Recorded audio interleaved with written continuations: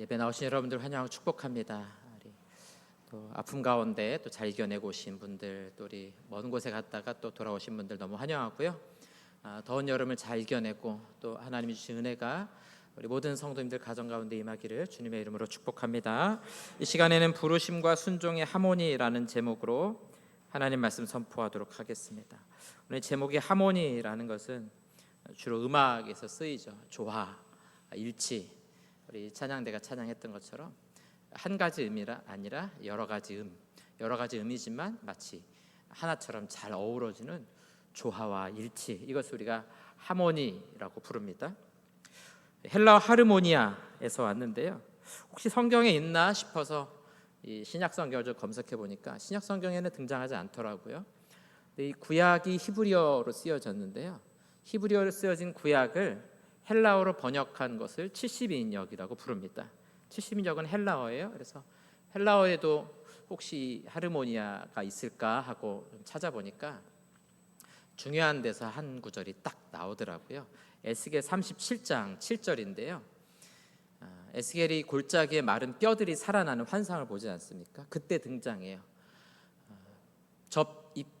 젖뼈가 들어맞아 뼈들이 서로 연결되더라.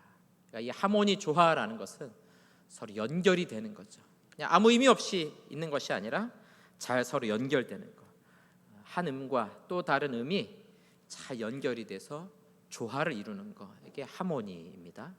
제가 이 말씀 오늘 이야기하는 이유는 뭐냐면 우리 종교라는 용어 때문에 그래요. 우리가 종교 이렇게 말할 때 한자로 종자는 으뜸이 된다는 거거든요. 그래서 종교는 으뜸이 되고 근본이 되는 가르침이다, 이렇게 우리가 동양에서는 해석할 수 있고요. 서방에서는 영어로 릴리전, 종교잖아요. 라틴어에서는 렐리기오인데요. 렐리고 이렇게 말하면 이게 묶는다는 뜻이에요. 이어준다는 뜻이에요. 우리가 아까 이 에스겔 30장 7절에서 연결되더라, 하르모니아 그랬잖아요. 이게 종교의 원래 뜻이요, 있는다는, 연결이 된다는 거예요. 그러면 원래 종교 의미 뭐예요? 신적인 존재와 우리 인간 사이가 연결이 되는, 서로 맞닿아 연결이 되는 것이 종교이다, 이렇게 부를 수 있습니다. 하나님이 우리를 구원하신 일, 하나님이 우리를 만나주신 일, 이게 사실은 종교이고 신앙에 해당이 되겠죠. 구원의 용어로 우리가 하모니 이렇게 쓸 수 있어요. 오늘 예수님께서 제자들을 부르시는데요, 여기도 마찬가지로 서로 연결되고 조화를 이루게 돼 있어요. 제자됨의 중요한 원리가 여기 담겨져 있는데요. 무슨 의미인지를 한번 살펴보도록 하겠습니다. 예수님이 사역을 시작하실 때 제일 먼저 한 일은 뭐냐면 제자들을 부르시는 겁니다. 우리가 보기엔 전혀 어색할 일이 없어요. 자연스러운 일입니다. 그러나 이게 자연스럽지 않다는 것을 우리가 먼저 이해하고 가려고 합니다. 오늘 우리 읽은 본문 18절 보시니까요, 갈릴리 해변을 다니시다가 예수님이 사역을 시작하실 때 나사렛에서 가버나움으로 이사를 하십니다. 해변에 있는 도시예요. 국제 도시예요. 그 근처 해변을 다니시다가 두 형제 곧 베드로라 하는 시몬과 그 형제 안드레가 바다에 그물 던지는 것을 보시니 그들은 어부라. 말씀하시되 나를 따라오라. 내가 너희를 사람을 낚는 어부가 되게 하리라 하시니. 예수님이 제자를 부르십니다. 제자는 스승을 닮아가고 스승에게 배우는 사람이죠. 이게 왜 어색한 일이냐면요, 이 당시에 유명한 랍비들은 랍비가 제자를 부르지 않아요. 사람들이 랍비를 선택하고 나의 스승으로 따라가는 겁니다. 성경에 나오는 아주 유명한 문화가 있죠. 가말리엘 문화. 가말리엘이라는 바리새인이 있는데요, 그를 추종하는 사람들이 몰려와서 그를 따라가는 거예요. 가말리엘이 사람을 부르는 게 아닙니다. 보세요. 그리스에도 보면 유명한 철학자들이 있죠. 그 철학자들이 가르침을 할 때 사람들이 철학자를 선택해서 따라가는 거예요. 유명한 선생이 제자를 부르는 게 아닙니다, 여러분. 우리 동양에서도 고대 중국의 제자백과 그러면 수많은 사상가들, 위대한 스승들이 있을 때, 뭐 노자든 장자든 묵가든 있을 때 사람들이 그를 선택하는 거예요. 제자들이 스승을 선택하는 거예요. 여러분, 석사, 박사 학위할 때 어떻게 합니까? 학교를 선택하는 게 아니에요. 교수를 선택하는 겁니다. 진짜 제대로 공부하고 싶은 사람은요, 교수를 선택하고 그 교수 아래 들어가서 배우는 거죠. 일종의 문화생이 되는 거예요. 그럼 보세요. 일반적으로는 제자가 스승을 선택하는 게 맞아요. 그런데 오늘 예수님의 제자를 부르실 때는 제자들이 스승을 선택한 게 아니에요. 제자들이 예수님을 선택한 것이 아니라 예수님이 제자들을 찾아가셔서 그들을 부르신 거예요. 여러분, 여기에는 우리 기독교 신앙의 핵심과 잘 맞닿아 있습니다. 하나님이 우리를 구원하실 때 우리를 먼저 찾아와 주신 겁니다. 우리를 택하신 거예요. 이 세상 종교는 다 내가 신을 택합니다.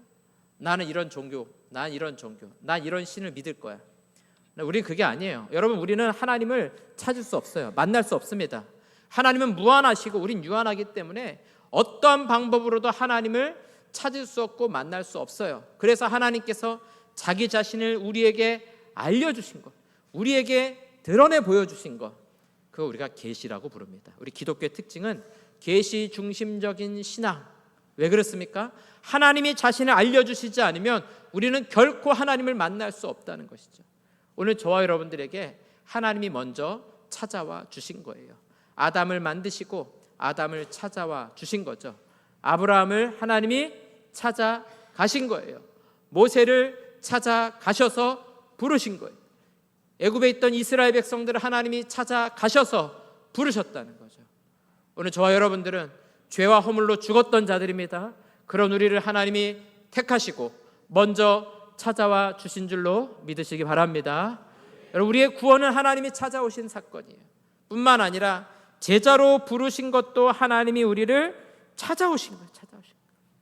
우리가 주님 믿겠습니다, 우리가 주님 제자 될게요, 그게 아니에요. 예수님이 우리를 부르신 거예요. 그냥 구원받은 정도가 아니라 우리를 자신의 제자로 불러주셨다는 겁니다. 여러분, 예수님을 믿고 구원받은 저와 여러분들은 모두가 다 예수님이 부르신 제자인 줄로 믿으시기 바랍니다. 제자는 스승을 닮아가는 거예요.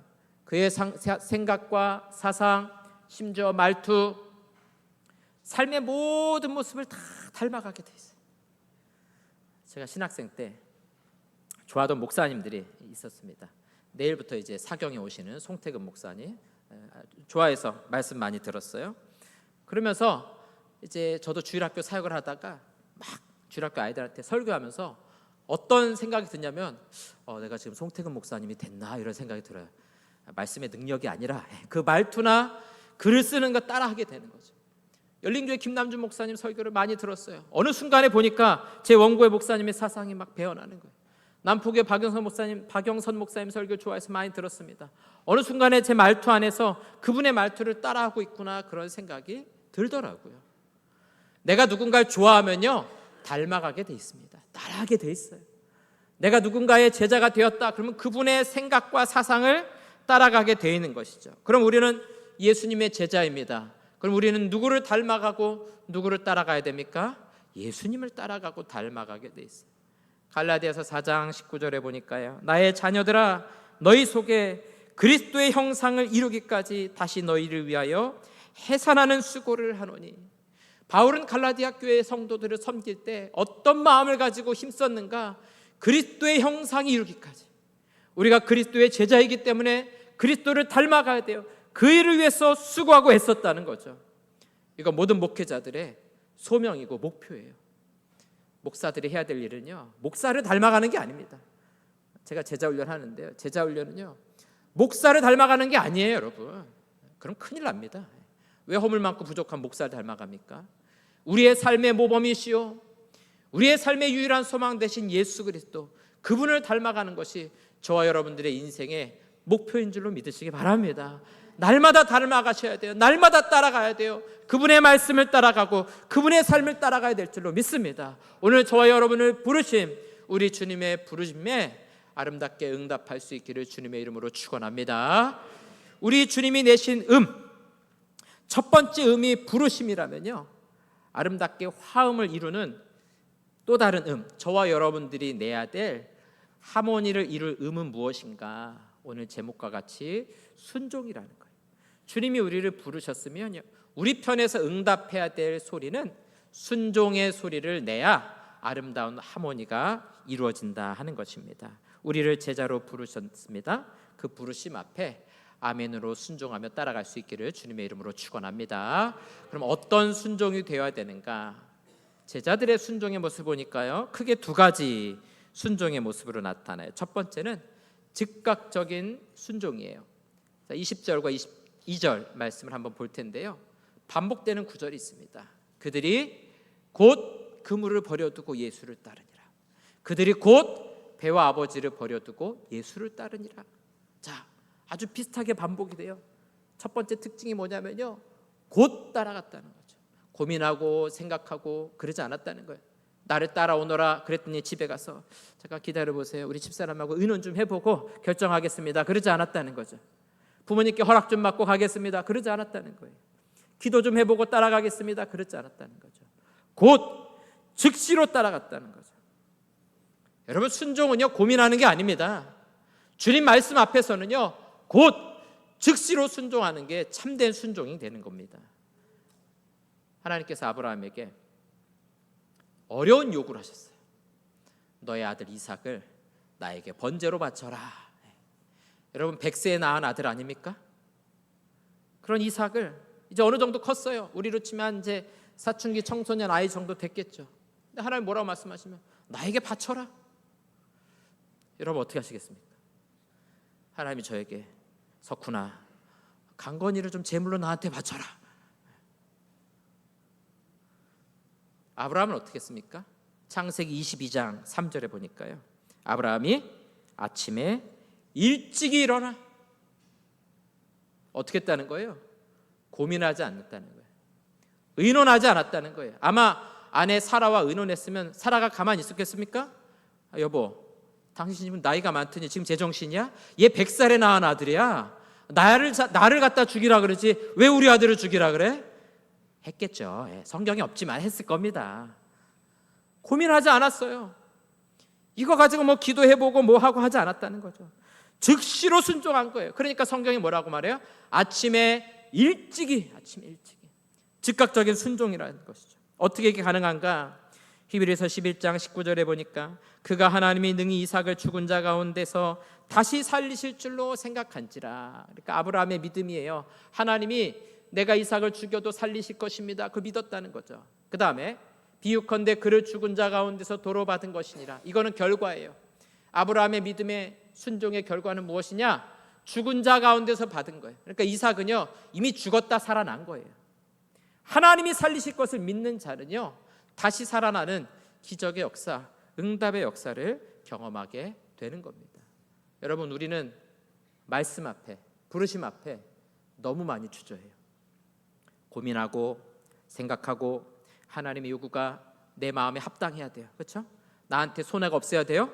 내 성공에 방해가 안 돼야 돼요. 내 자존심에 상처 나지 않아야 우리는 순종할 수 있어요. 왜 이렇게 고민이 많습니까?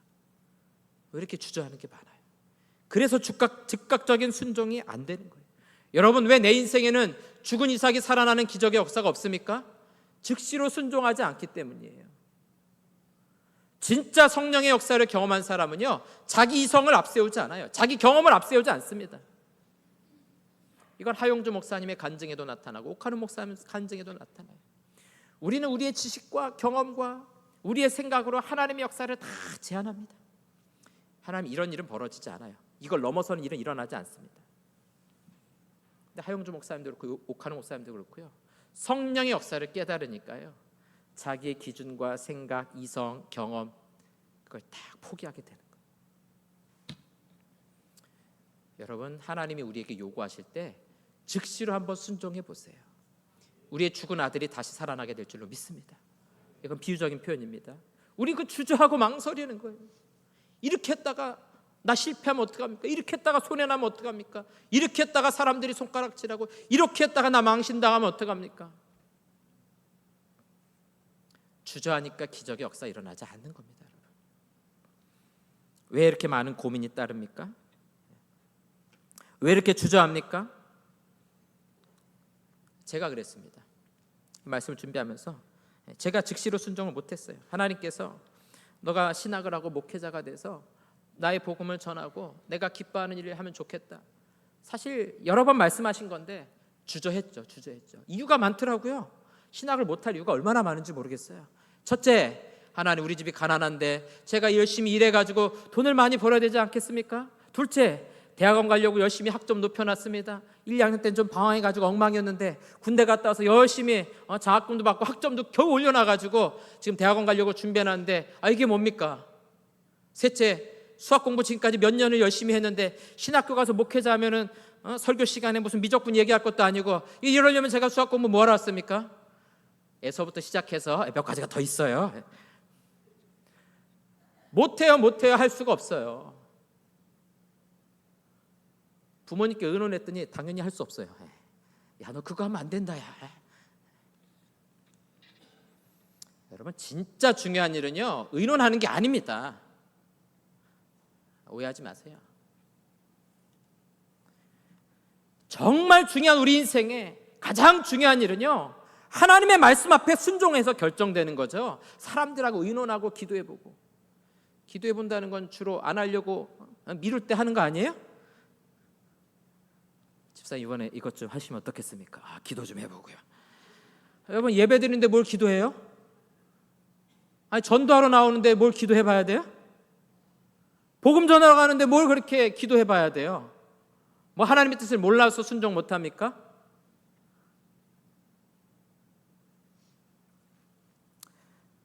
예수님께서는 즉각적인 순종을 보여주셨어요. 어쩌면 예수님이 즉각적이지 않은 것처럼 보일 수 있어요. 왜냐하면 겟세마네 동산에서 기도할 때 예수님이 기도하시잖아요. 그때 아버지 할 수만 있거든 이 잔을 내게서 옮기시옵소서. 그럴 때 보면요, 예수님 좀 미루시는 거 아닌가? 근데 이거는 인성에 따른 육신의 그 고통 때문에 하신 탄식의 기도예요. 예수님 뭐라고 기도하세요? 그러나 나의 원대로 마옵시고 아버지의 뜻대로 되기를 원하나이다. 아버지께서 분명히 예수님의 죽음의 뜻을 성자에게 알려주실 때 이 성자 예수님께서는 주저함없이 즉시로 자기 자신을 십자가에 내어 맡기신 것이죠. 여러분, 그 결과로 저와 여러분들이 구원받은 것 아닙니까? 예수님의 이 즉각적인 순종 때문에 우리들이 구원받은 것 아닙니까? 그가 다시 살아나실 수 있었던 것은 예수님의 즉각적인 순종 때문이에요. 여러분, 아브라함이 즉시로 순종할 때 죽은 이삭이 살아났습니다. 예수님께서 즉시로 순종할 때 죽음을 이기시고 살아나셨습니다. 오늘 저와 여러분들에게 말씀하시고 부르시고 요구하실 때 여러분 즉시로 순종하시기 바랍니다. 우리의 죽은 이삭이 살아나게 될 줄로 믿습니다. 하나님께서 우리에게 놀라운 구원의 역사를 베풀어 주실 줄로 믿습니다. 이런 믿음의 확신을 가지고 고민하고 근심하지 마시고 하나님이 책임져 주실 것을 믿고 즉시로 순종하는 우리 모든 성도들 될 수 있기를 주님의 이름으로 축원합니다. 두 번째는 온전한 순종입니다. 오늘 20절과 22절 말씀 다시 한번 볼까요? 여기 보니까 참 어려운 단어가 등장합니다. 20절에 그물을 버려두고, 22절에 배와 아버지를 버려두고. 여러분, 이렇게 하실 수 있으시겠어요? 출근해가지고 일하고 있는데 나를 따라오라. 너 펜을 그 자리에 놓고 그 컴퓨터 마우스 내려놓고 직장 사표 내고 은퇴하고 하면 안 되겠습니까? 우리 심지어 여기 아버지까지 버려두잖아요. 요한복음 4장 34절에 보면 예수께서 이르시되 나의 양식은 나를 보내신 이의 뜻을 행하며 그의 일을 온전히 이루는 것이니라. 예수님은요, 이 양식, 자신의 양식, 우리의 먹고 사는 가장 중요한 것이 무엇인가? 육신을 위한 일이 아니라 아버지의 뜻을 온전히 이루는 것. 온전히 완전이에요. 우리는 어떻게 하냐면 하나님 말씀하신 게 있으면 10가지 중에서 한 5, 6가지는 해요. 나머지는 4가지는 못해요. 주님, 이건 못하겠어요. 이거는 나중에 할게요. 이건 형편이 좋아지면 할게요. 이건 우리 아이들 좀 시집 장가 가고 나면 좀 여유가 생기면 그때 할게요. 여러분, 이건 온전한 순종이 아니에요. 주님 원하시는 것은 1에서 10까지 전체 다 순종하기 원하시는 거예요. 오늘 보니까 심지어 아버지까지 버려두고, 그럼 아버지하고 관계까지 끊으라는 겁니까? 그렇지 않습니다. 이거는 무엇이 더 중요한 일인가? 여러분, 내가 먹고 사는 게 더 중요합니까? 주님 말씀에 순종하는 게 더 중요합니까? 자꾸 우리 야망이 앞서고 우리 인생의 성공이 앞서고 나에게 더 중요한 거, 내 행복이 더 앞서잖아요. 그거 내려놓으라는 거예요. 내려놓으라는 거예요. 예수님 어떻게 하셨습니까? 하나님의 말씀에 무엇이든지 아멘으로 순종하셨어요. 이거 우리가 디바인 예스라고 불러요. 거룩한 순종이요, 신적인 순종이 되는 거죠. 그게 하나님의 구원 역사를 이루고 아버지의 뜻을 이루는 겁니다. 오늘 저와 여러분들에게 요구하시는 것은 무엇이냐면, 내가 할 수 있는 거는 아멘, 못하는 건 노멘, 그렇게 하는 것이 아니라 어떤 말씀이든 예스, 아멘입니다. 내가 순종하겠습니다. 여러분, 그렇게 해도 죽지 않습니다. 너무 걱정 안 하셔도 돼요. 여러분, 인생 망하지 않아요. 우린 주저주저 하고 있는 거죠. 그렇게 하면 손해가 될까 봐, 문제가 생길까 봐, 내 성공을 가로막을까 봐. 과연 나는 주님 말씀 앞에 1부터 10까지 다 순종할 수 있는가? 우리 할 수 없다고 생각할 때가 많이 있어요. 그러나 여러분, 우리에게 말씀하시는 것은 다 우리가 할 수 있는 것들입니다. 그렇게 순종할 때 하나님이 저와 여러분들의 삶을 책임져 주시고요, 거기에 참된 기쁨과 행복이 있습니다. 여러분, 그렇게 믿고 확신하며 한번 아멘으로 순종해 보십시오. 하나님께서 어떤 기적의 역사를 일으키시는가? 저 여러분들의 삶을 가로막는 요단강이 갈라지게 하시고 여리고성이 무너지게 하실 줄로 믿습니다. 하나님이 말도 안 되는 요구를 하세요. 이스라엘 백성들 그 요구하세요. 요단강을 건너가라, 발을 딛고 가라. 그러니까 물이 멈추잖아요. 여리고성 앞에 뭘 요구하십니까? 하루에 한 바퀴씩 돌아라. 대신에 말하지 마. 이게 무슨 전략이에요? 무슨 전쟁의 방법입니까? 말도 안 되죠. 내 지식과 이성을 따르면요, 하나님 그게 아니잖아요. 잘 둘러싸서 정탐을 하고 어느 성문이 약한지 확인해서 제일 약한 성문으로 들어가든가, 가다가 도망치는 척을 하든가. 근데 말도 안 되는 걸 요구하시는 거 아니에요? 하루에 한 바퀴 돌아라. 아무 말 하지 말고 돌아라. 마지막 날에는 7바퀴 돌아라. 똑같이 아무 말 하지 말아라. 그러나 마지막에 내가 외치라고 할 때 외쳐라. 힘든 겁니까? 힘들지 않아요. 주님이 저와 여러분들에게 나를 따르라, 힘든 일이 아닙니다. 우리 힘들다고 주저할 뿐이죠. 힘든 게 아니에요. 못할 일이 아닙니다. 할 수 있는 일이에요. 오디세이아라는 책에 보면요, 오디세우스가 트로이 전쟁을 마치고 10년간의 여행을 하며 쓴 글이죠. 어떤 바닷가에 갑니다. 세이렌이라는 자매들, 여신들이 있어요. 이 세이렌이 스타벅스 마크에 보면 가운데 있는 여신이 이제 세이렌인데, 이건 좀 후대 변형된 형태, 인어 형태인데, 원래 세이렌은요, 얼굴은 여인이고 몸은 새입니다. 날아다니는 거죠. 그러면서 이 바다에 가는 배들, 이 선원들에게 아름다운 노래소리를 들려주면 이 선원들이 거기에 유혹이 돼가지고 빠져서 죽는 거예요. 그래서 이 배가, 오디세우스가 탄 배가 갈 때 보니까 옆에 수많은 그 해골 뼈들이 막 있는 거죠. 거기 지나갈 때 한 사람이 알려줘요. 이 바다를 통과하려면 귀에다가 밀랍으로 막아가지고 세이렌의 노래소리가 안 들리게 해야 됩니다. 근데 이 오디세우스가 그 노래소리를 너무 듣고 싶은 거예요. 얼마나 아름다운 노래일까. 지나가는 방법 한 가지라는 거예요. 자기 자신을 이 돛대 기둥에다가 꽉 묶어가지고 세이렌의 유혹 소리에도 물에 빠지지 않도록 하라는 거죠. 그래서 오디세우스가 선원들에게 요구합니다. 나를 꽉 묶고 혹시라도 내가 그 세이렌의 노래소리에 풀어달라고 해도 너희는 절대로 나를 풀어주지 말아라. 배가 가는데 진짜 세이렌의 노래소리가 들립니다. 오디세우스가 견디지를 못한, 나를 풀어달라고, 내가 지금 당장 저 안 바다에 들어가 보겠다고. 선원들이 어떻게 합니까? 더 꽉 묶어버리는 거예요. 기둥에. 이 바다를 지나가니까 죽지 않고 살아남죠. 여러분, 우리를 아멘이라는 기둥에 묶으셔야 돼요. 안 그러면 어떤 일이 벌어지는가? 이 세상의 유혹의 세이렌의 노래소리가 들려오는 거예요. 이렇게 하면 행복해질 거야. 이렇게 하면 성공할 수 있어. 이렇게 하면 너의 꿈을 이룰 수 있어. 많은 사람들이 그 유혹의 소리에 홀려서 넘어가서 파멸로 가게 돼 있습니다.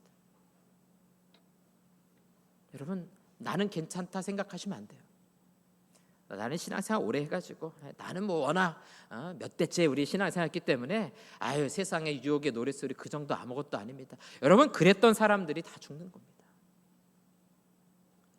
여러분 아멘이라는 기둥에 여러분 자신을 묶어보세요.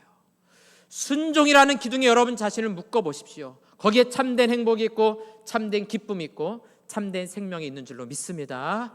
여러분 마음속에 고민하는 것들 있죠? 내가 다른 거 순종했는데 이거 순종 못했어요. 이건 내가 따라가지 못했습니다. 오늘 주님께서는 그걸 원하시는 겁니다. 너가 거기에 순종했으면 좋겠다.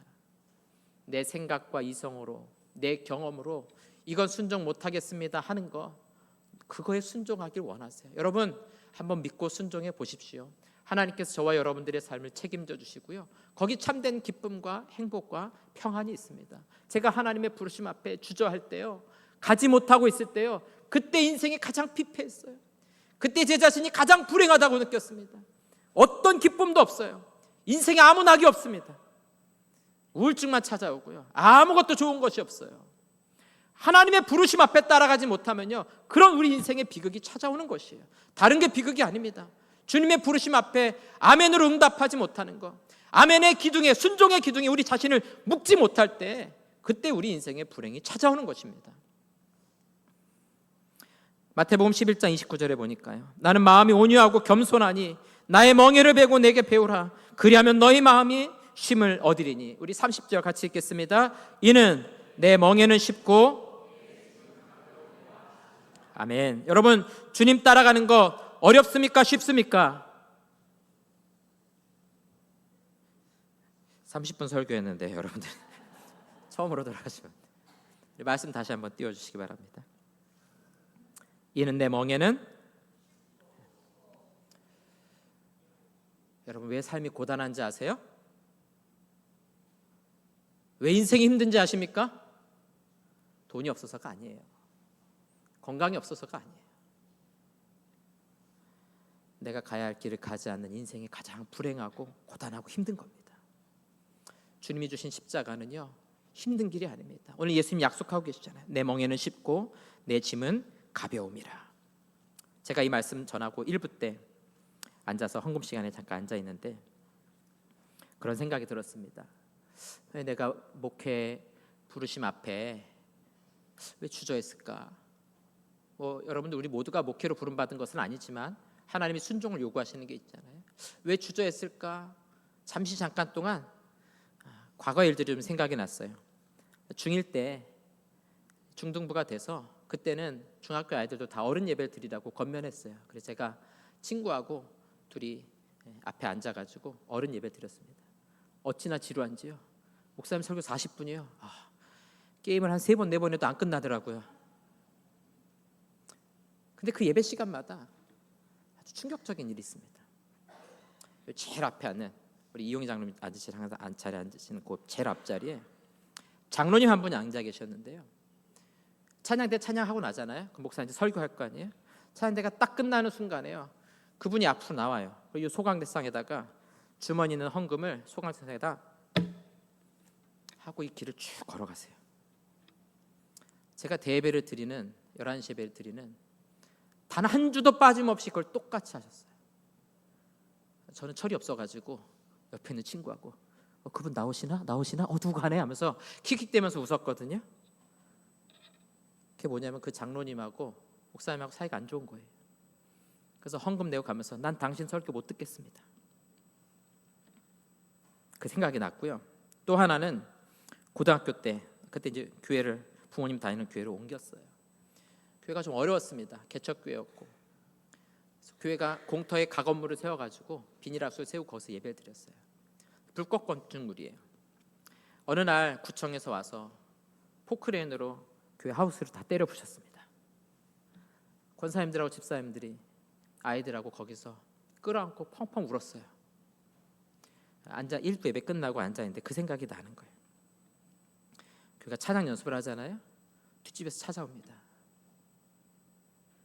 막 소리 지르면서 싸우는데 목사님 말리면요, 목사님한테 삿대질하는 거예요. 교회 나간 분들이 있어요. 끊임없이 그 동네를 돌아다니면서 목사님 욕을 하는 거예요. 제가 여기 앉아 있으면서 그런 생각이 들었어요. 하나님, 제가 생각해 보니까 그런 비참한 삶을 살아가는 거 내가 그거 싫었던 것 같습니다. 가난한 교회는 사모님들 일하러 다녀요.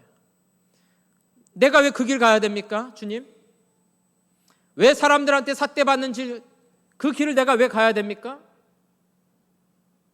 그런 비참한 꼴 볼 거 그거 알면서 왜 그 길 가야 됩니까?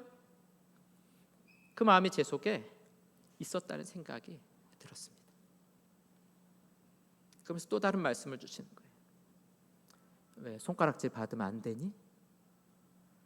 나도 십자가에서 손가락질 받았다.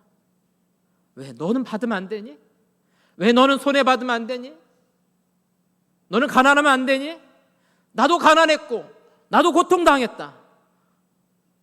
너가 나의 그 길을 같이 따라와 주면 안 되겠니? 여러분, 우리가 순종할 때 우리의 손해를 생각합니다. 내게 끼칠 피해를 생각해요. 그때 여러분 한 번만 생각하시면 좋겠어요. 우리 주님도 손가락질 받으셨고요. 우리 주님도 고통당하고 피 흘리셨어요. 왜 우린 손가락질 당하면 안 되나요? 우리 손해 당하면 안 되나요? 그 주님 가신 길이잖아요. 여러분, 그 길은 불행한 길이 아닙니다. 그 길은 기쁨의 길이요 영광의 길인 줄로 믿습니다. 오늘 저와 여러분들에게 요청하고 계세요. 어쩌면 어려운 요청일 수 있어요. 그러나 여러분, 생각보다 이 답은 쉬운 겁니다. 주님 부르실 때요, 오늘 제자들처럼 곧 버려두고 따라가시면 돼요. 거기에 진짜 행복이 있고요, 진짜 기쁨이 있습니다. 진짜 평안이 있습니다. 우리 주님의 부르심 앞에 아름다운 소리, 순종의 소리로 저와 여러분들의 인생을 아름답게 인도하실 것을 믿고 확신하며 순종의 길 걸어가는 우리 모든 성도들 될 수 있기를 주님의 이름으로 축원합니다.